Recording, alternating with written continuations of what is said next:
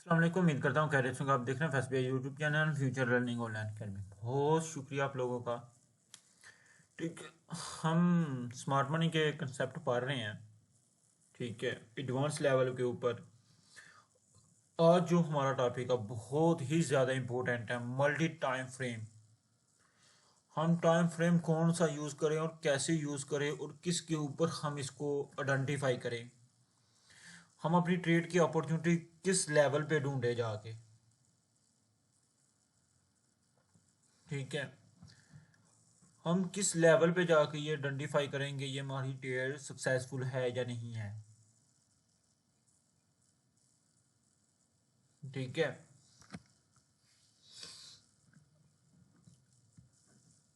किस पे ऊपर लें कि हम ये एंट्री कर सकते हैं या नहीं एंट्री कर सकते हैं, हमें कंसल्टेशन कहाँ से लेनी चाहिए, कौन सा टाइम फ्रेम हमें यूज़ करना चाहिए। बहुत ज़्यादा आजकल बिगिनर को एडवांसर को सबको ये मसला आ रहा है कि हमें कौन सा करना चाहिए।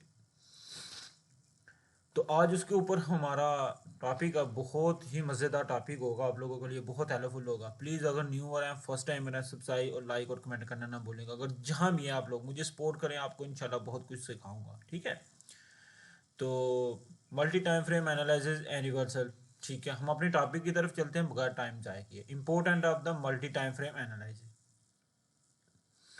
ठीक है, multi time frame analysis involve analysis price movement on different time frame to get a broad view of the market trend and structure। जैसे कि हमें मार्केट का ट्रेंड का स्ट्रक्चर का पता चलता है कि मार्केट हमें क्या करती है। ठीक है, मार्केट हमें किस तरफ लेके जाती है, ये सारा ट्रेंड हमें मार्केट का बताती है। ये हम टाइम फ्रेम के हिसाब से हम पता करते हैं। सबसे पहले हम चलते हैं मार्केट के अंदर। ये पढ़ लेते हैं high time frame for the trend direction. Daily and weekly chart give an overall trade direction.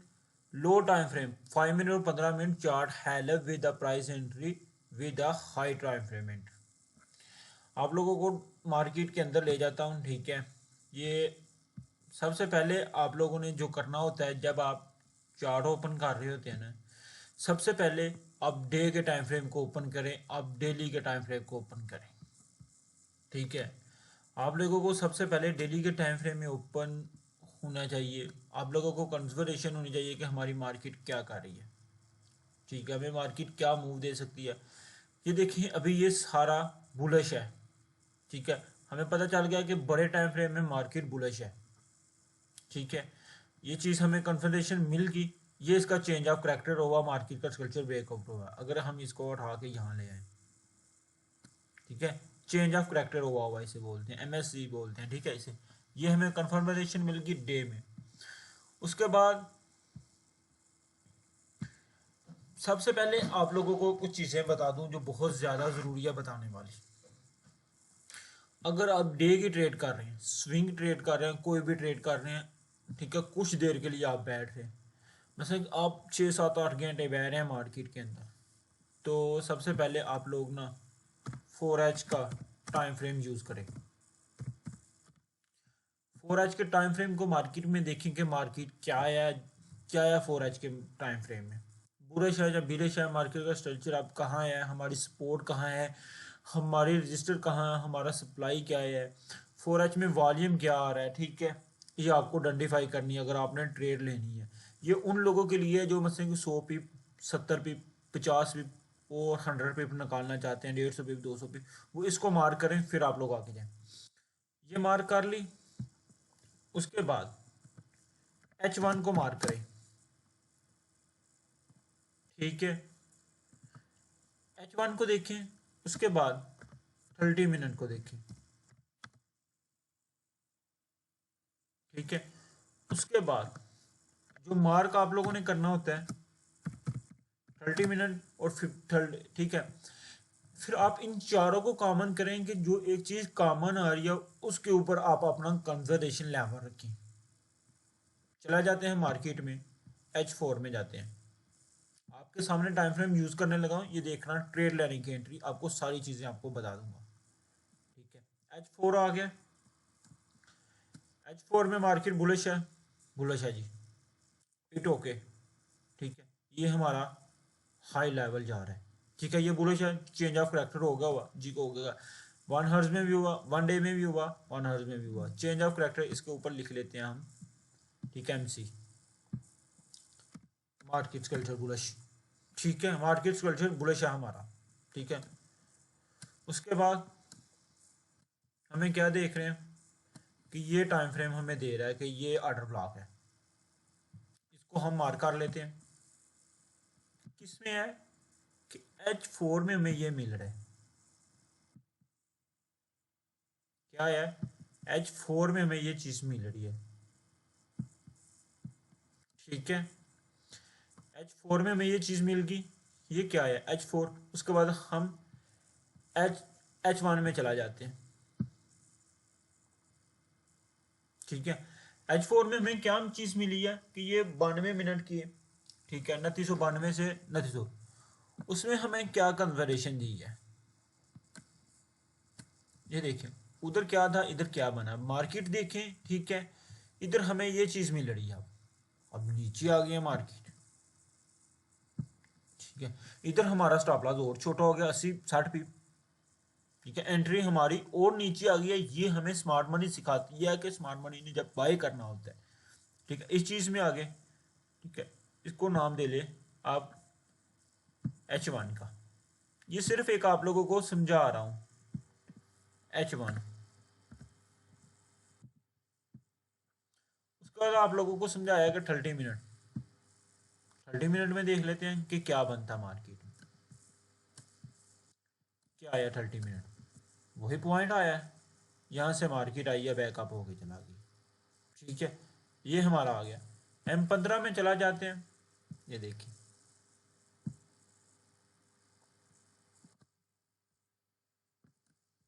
M15 में हमें क्या मिल रहा है, ये देखिए, वही चीज़ है, सब कुछ वही कंजर्वेशन है, वही चीज़ है, हमें ये बैक टेस्टिंग मिली है। H15 में हमें ये चीज़ मिल रही है। हूँ आप लोगों के माइंड में आ जाना चाहिए कि ये जो एरिया ना, ये परफेक्ट एरिया हमारा, इधर से कोई भी साइन हमें मार्केट दे तो हम अपना बाय कर सकते हैं। ठीक है, एक चीज तो हमारी ये क्लियर होगी कि मतलब हमें बड़े टाइम फ्रेम में, छोटे टाइम फ्रेम में हमें आए, मार्केट ने रेंज किया। एक तो चीज हमें ये क्लियर होगी कि बड़े टाइम फ्रेम से छोटे टाइम फ्रेम में हमें आए हैं। ठीक है, मार्केट ने हमें रेंज किया, हमें पता चल गया मार्केट किस तरह ऊपर जाती है और किस तरह नीचे आती है। ये चीज क्लियर हुई है कि नहीं, ये बता देना। नहीं हुई फिर बता देना, इसके ऊपर और 1-2 वीडियो बनाऊंगा टाइम फ्रेम के हवाले से। उसके बाद एक चीज आप लोगों को समझाऊं बहुत मजे की, अगर आप लोग H4 के टाइम फ्रेम को यूज कर रहे हैं ना, ठीक है, मार्केट बिरिश है, सेल साइड पे,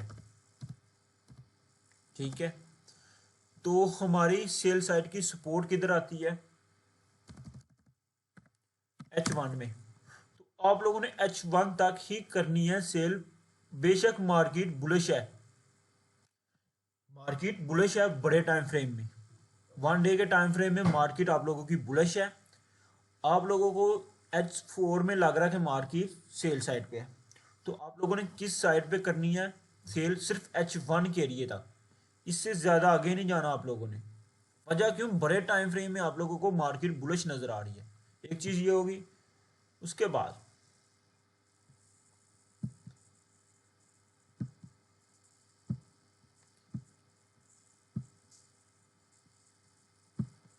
दूसरी चीज़, अगर H1 को आपने मार्क किया हुआ है, आपको H1 लग रहा है कि भाई मार्केट जो है बुलिश है या बिरिश है, कोई भी साइड है, तो आपने मार्केट को जो टारगेट आप लोगों का जो नेक्स्ट सपोर्ट और डिमांड होनी चाहिए वो M30 में होनी चाहिए।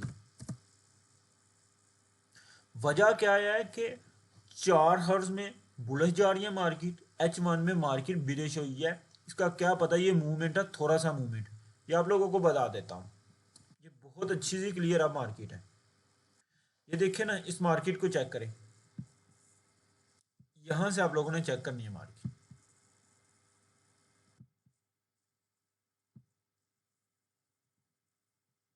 इसकी एग्जांपल आप लोगों को समझाने लगा। मैंने क्यों आप लोगों को बोला है कि देखिए H1 में मार्केट चेक करें, भाई जी H1 में मार्केट आप लोगों की बुलिश जा रही है, बुलिश जा रही है। ये आप लोगों की सपोर्ट है, ठीक है, ये आप लोगों की सपोर्ट थी, ये जो मैंने मार्क की हुई है, इसको मैं ना थोड़ा कलर चेंज करता हूँ। ये आप लोगों की सपोर्ट थी, ठीक है, मैंने मार्केट को चेक किया, क्या मिली आप लोगों को,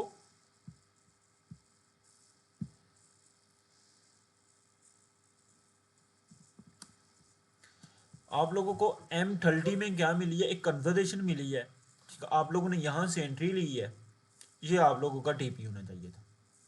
देखिए ना, आप लोगों का स्टॉप लॉस क्या होना चाहिए था, मैं आप लोगों को PNA लगा के ना बता देता हूँ।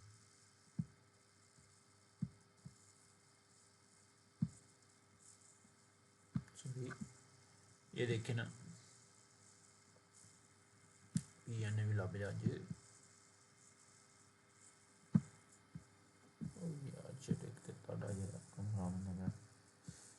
ये देखिए PNA लगाया,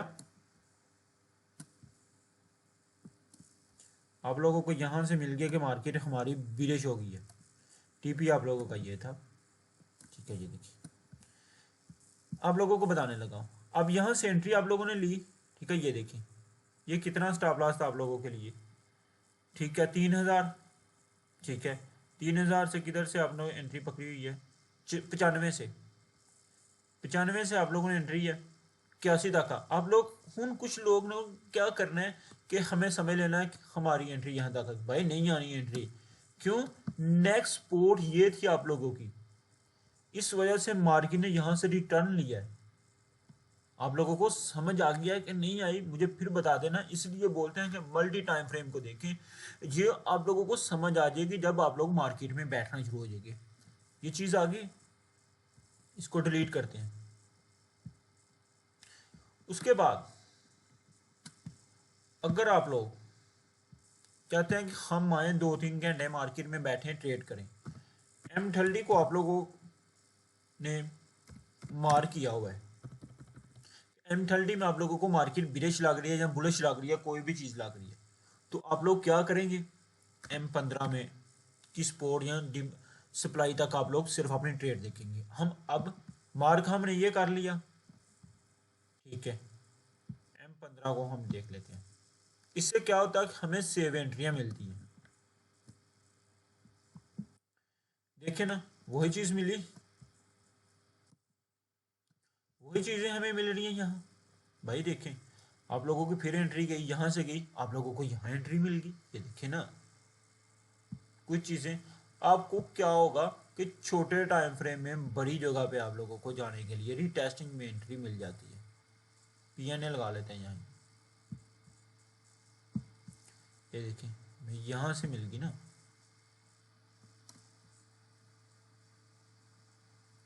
ठीक है, इधर क्या हुआ कि हमारा स्टॉप लॉस छोटा हो गया, कैसे हमने एंट्री पकड़ी है, यहाँ यहाँ हमने बैक टेस्टिंग में एंट्री पकड़ा, जब ये रिमूव आई यहाँ पे हमने एंट्री पकड़ी थी, इसको थोड़ा सा इधर लगा, ठीक है, क्या था, ये बैक टेस्टिंग थी हमारी, हमें सारा कुछ यहाँ मालूम हो गया, ये सारा ये डिमांड बन गई, हमें जब पता लग गया कि मार्केट विदेश आने वाली है, हम विदेश आ गए, ठीक है, ये देखें यहाँ से एंट्री हमारी यहाँ तक आई, ठीक है, यहाँ क्या हुआ, यहाँ मार्केट 78 तक आई, मिला आपको कुछ ना कुछ बेनिफिट आप लोगों को यहाँ मिला है, ठीक है, फिर हमें उधर से ना मिले, यहाँ से हमें एंट्री ले लेते, ये देखिए इस टाइम फ्रेम से इधर से एंट्रियाँ मिली, देखो ना इस टाइम फ्रेम में यहाँ तक एंट्री मिल गई, ये क्या होता है, ये रिट्रेसमेंट होती है एक, ठीक है, मार्केट ने रेंज किया इधर कितना, ठीक है, अब आप लोग देख लें M5 में जाके देख लें कि एंट्री पॉइंट, ठीक है, M5 में जाके आप लोग एंट्री पॉइंट वहां देखें,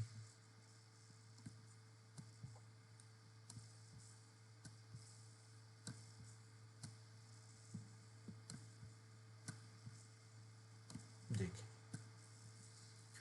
अब आप लोगों को M5 में जो एंट्री मिली हुई है वो यहां से मिली हुई है 97 से, देखें, ये देखिए, ये चीज आप लोगों को तब आनी है जब आप मार्केट में टाइम देंगे कुछ देर के लिए, हम ट्रेड ऐसे ही करते हैं, हम ट्रेड ऐसे ही करते हैं, इधर हमें देखो 85 तक, हमें यहाँ से 97 से मिली है 85 तक, कितने पिप मिल गया मेरे हिसाब से देखो 120 पिप मिली है। स्टॉप लॉस आप लोगों का क्या है, 40 से 50 पिप आपका स्टॉप लॉस है, 1.3 का रेशो बन रहा है। ठीक है, यहाँ से ये एंट्री मिली, और भी एंट्री आप लोगों को बताता हूँ।